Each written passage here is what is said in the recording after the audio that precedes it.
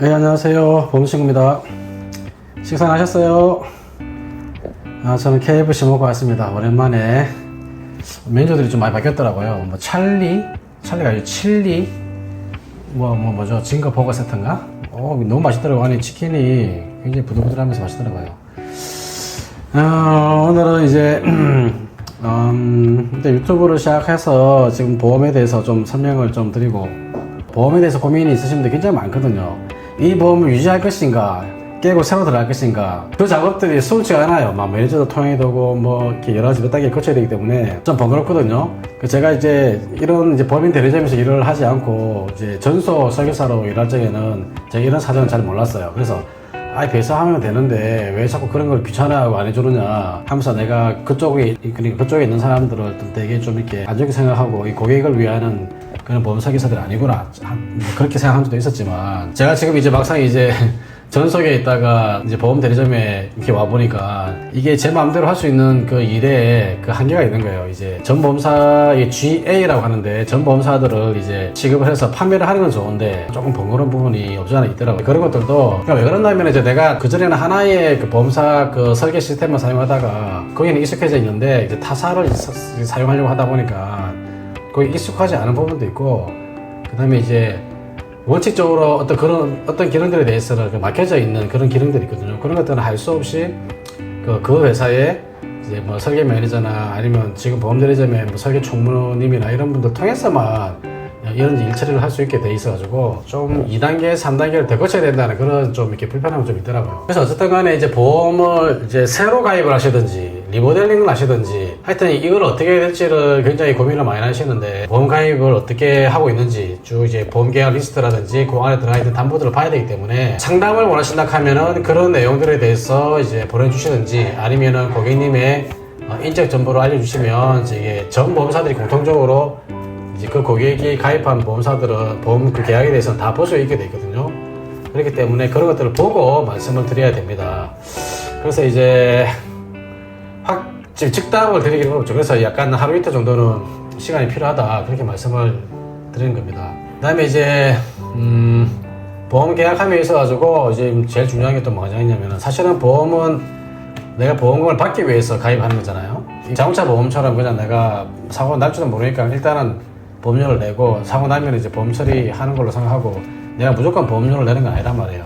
만일의 경우에 대비를 하는 건 맞지만, 어쨌든 간에 내가 아플 가능성도 있고 다칠 가능성도 있기 때문에 향후에 청구를 했을 적에, 보험금 청구를 했을 때 보험금이 잘 나와야 되는 게 가장 중요한 거죠. 내가 10년 동안 이렇게 20년 동안 만기 때까지 열심히 부었는데 뭐 암 진단금을 이렇게 청구를 했더니 뭐 이거는 뭐 이래서 보험금 지급이 어렵습니다 하고 뭐 이렇게 나와버리면 사람들이 그냥 뺑 돌아버리는 거죠. 전반적으로 봤을 적에 보험금 지급이 안 되는 이유 중에 가장 큰 이유는, 건강한 사람들이 가입하는 표준체 상품이든 아니면 병정에 있는 이제 간편보험, 유병자 상품이든 간에 고지사항의 차이가 물론 있죠.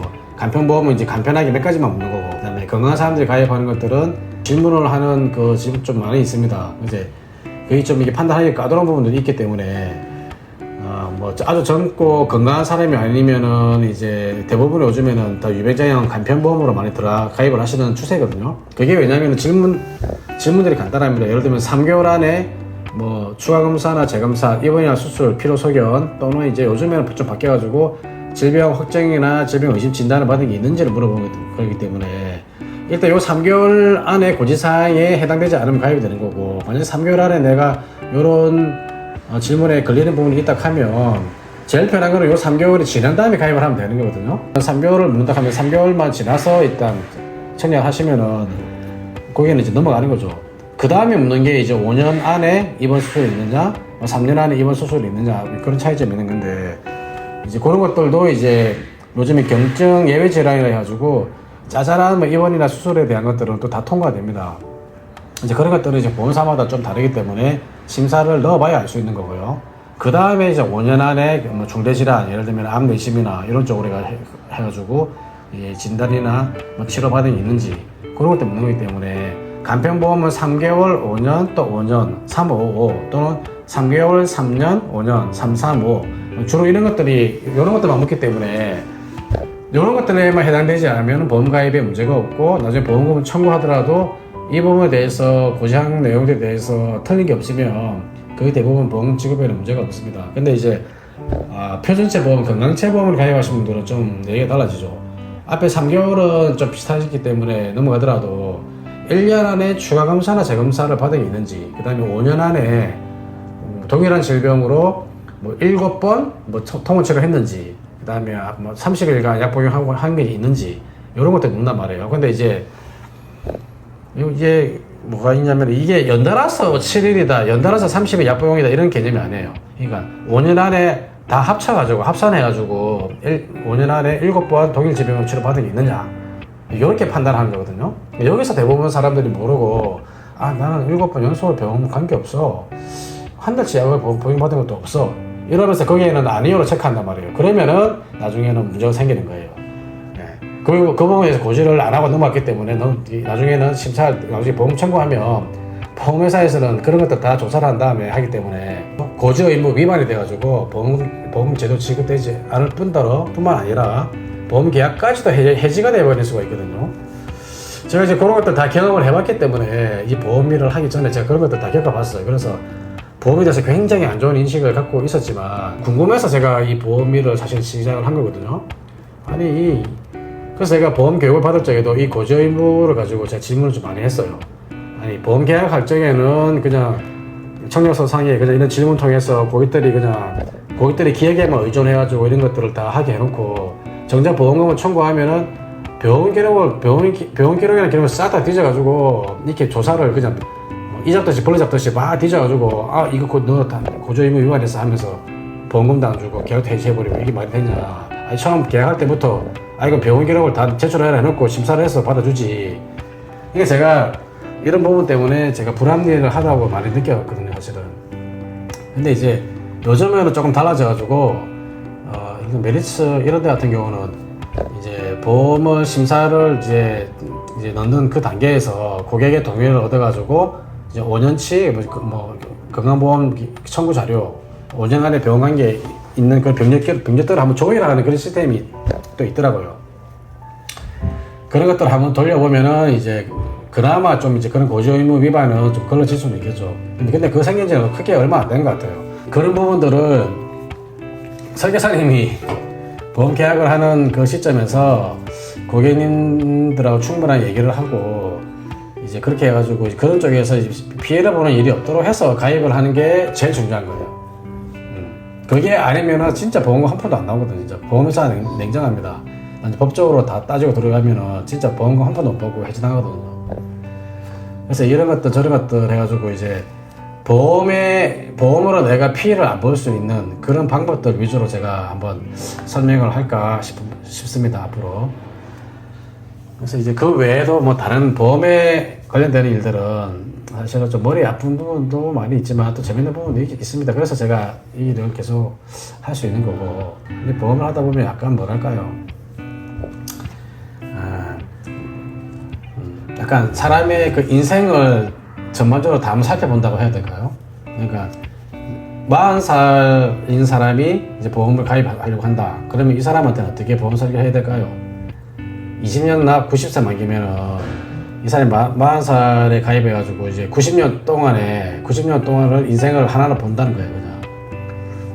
그러면 이제 40부터 시작해가지고, 이 사람이 대략 일반적으로 봤을 적에는 한 60 이후부터는 이제 여기저기가 아프기 시작할 것이고, 어디가 아프기 시작할 것이고, 이 고객이 또 집안 가족용은 또 뭐가 있으니까, 이렇게가 다쳐가지고 이렇게 될 수도 있겠구나.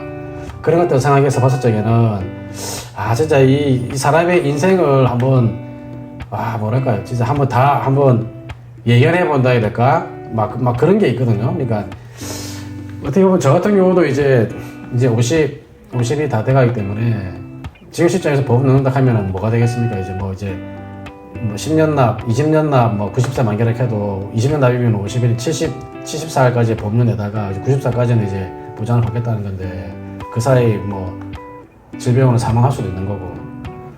그러니까 인생이 지금 이렇게 설계를 하다 보면 인생이 너무나 짧다라는 것을 많이 느끼거든요, 이제. 그래서 장례 시장 가면은 이제 그 사람의 그 인생을 한번 돌아보게 되잖아요. 내 인생도 돌아보게 되지만. 그러니까 이제 고인이 73세에 돌아가신 분들 이렇게 보면 진짜 인생이 이렇게 짧은데. 야, 이게 보험을 해보니까 진짜 그렇게 인생이 짧고, 진짜 이 사람이라는 게 결국은 나이가 들면은 병들고, 뭐 뇌경색이 오든지 심장 쪽에 문제가 생기든지 암이든, 마지막에는 이렇게 아파가지고 고생 하다가 이런 치료를 받으면서 또 이렇게 길게 입원을 하다가 또 이렇게 힘들게 또 퇴원했다가 또 다시 치료받으러 들어갔다 왔다 갔다 하면서 이런 과정들을 겪는 것들을 다 이제 한번 생각을 해보게 되는 거죠. 아, 이분이 이런 수술을 할 것이고, 그 다음에 이 수술을 한 다음에 후유증 때문에 또 몇 달은 또 병원 시설 져야 되고, 그러면 그 병원 시설을 지른 동안에 병원비는 또 이렇게 들어갈 것이고, 그 환자를 간호하기 위해서 또 가족들은 또 이렇게 간병을 해야 될 것이고, 그 다음에 이런 수술을 했으면 또 몸에 또 후유장애가 올 것이고, 이런 것들에 대해서 정말 한번 다 생각해보게 되는 거죠. 그래서 이제 보험이라는 게 나름대로 재미도 있지만 참 보람도 있다. 왜냐면 이분이 나중에 병원비로 인해서 이제 고민하게 되는 그런 시점이 분명히 올 텐데, 그 본인이 아픔으로 인해서 그런 금전적인 부담을 가족들한테 전가하게 될까봐 전전긍긍하는 그런 모습도 볼 수도 있을 텐데, 그런 것들을 어느 정도 보장을 해주는 것이 보험이라고 생각하거든요. 보험이 무조건 사기다. 보험이 왜 사기예요? 나 진짜. 당신은 안 아프고 안 다칠 자신이 있으면 보험 사기를 하겠지. 대부분은 뭐 몇 명을 빼고는, 그 소수의 몇 사람을 빼고는 대부분은 다 비슷한 길로 가잖아요. 나중에는 결국은 아프고, 또는 다치거나 아프거나 병원 신세를 지게 되고, 마지막은 중대 질환이 걸려서 그냥 사망하게 되는 거죠. 사람은 죽어서 이제 하늘을 날아가는 거고, 그다음에 뭐 유가족들한테는 그분이 남기는 재산이 있으면 재산도 가겠지만 보험금이 있으면 보험금도 가는 거고, 그렇게 되는 거죠. 그래서 이제 그런 것들에 대해서 한번 전반적으로 총체적으로 한번 설계를 한번 받아보세요. 주위에 뭐 지인 설계사분이 있다 하면, 내가 이제 나이가 몇 살인데 이제 앞으로 어떤 걸 더 대비를 해서 보장을 좀 준비를 해야 될 것인지, 그런 것들에 대해서 한번 상담을 한번 해보시고, 단지 이제 그 설계하시는 분에 따라서는 스타일이 좀 다를 수 있기 때문에 그런 것들까지 이제 제가 뭐 이 방법만이 무조건 옳다고는 말할 수 없는 거예요. 갱신형은 쓰레기야 이렇게 말할 수도 없는 거고, 그 다음에 종신보험은 진짜 쓰레기야 못 쓰는 거야 이렇게 말하기도 좀 어려운 상황입니다. 제가 진짜 아무것도 모를 적에는 진짜 뭐 초창기 때 무슨 유튜브나 이런 거 보면서 공부를 한 적도 있었지만은, 진짜 지금 생각해보면 그분들의 주장이 너무 우습다라는 생각이 들거든요. 근데 보험에는, 제가 보험회사 왔을 때 우리 그 강의를 해주신 그분 말이 딱 맞는 거예요. 보험에는 정답이 없는 거예요, 진짜. 하면 할수록 느끼는 거예요. 하면 할수록. 약간 어떤 기준은 있을 수 있죠. 어떻게 설계를 해야겠다. 어떤 기준화는 있지만, 그게 다 일괄적으로 다 적용이 될 수는 없는 거고, 너무 단정적으로 얘기하는 사람은 피하시길 바랍니다. 아, 이 보험은 완전 쓰레기야. 이런 사람은 무조건 피하셔야 됩니다. 무조건 피하셔야 되고, 충분한 고민을 이렇게 같이 얘기를 나눌 수 있는 그런 설계사분이면은 저는 괜찮다고 봅니다. 네. 그리고 이제 1년 안 된 그런 설계사분들 중에서도 똘똘한 분도 물론 있겠지만, 되도록이면 한 1년 이상 하신 분들, 사실 보험 설계 이런 것들은, 보험 하는 것들은 한 4, 5개월 정도면은 거진 다 하는데, 그 다음부터는 이제 설계사님들이 설계하는 그 스타일에 좀 달려있는 거거든요. 근데 이제 그런 경력이 좀 많으신 분들의 그 경력을 사실은 무시를 할 수 없어요. 그냥 수많은 설계를 해보고 수많은 고객들의 그 보험을 이렇게 가입시켜 보신 분들은 그래도 조금 좀 다른 면이 있습니다. 이제 우리 예외적인 경우도 있긴 하지만, 아예 모르시고 몇 년, 수십 년도 하신 분도 사실 있거든요. 저 주위에. 잘 모르고. 그냥 막, 예를 들면 암 진단비 3천만 넣으시오 하면서 암 그것만 막 주구장창 파는 그런 분들도 있습니다, 사실은. 그런 분들 말고 종합적으로 이제 보험을 어떻게 넣을 것인가, 이런 것들에 대해서 좀 심도 있게, 좀 진지하게 고민을 같이 나눌 수 있는 설계사분들을 옆에 보험 친구로서 꼭 한 명 이상은 두시길 바랍니다. 자, 오늘은 여기까지 하겠습니다. 수고하셨습니다.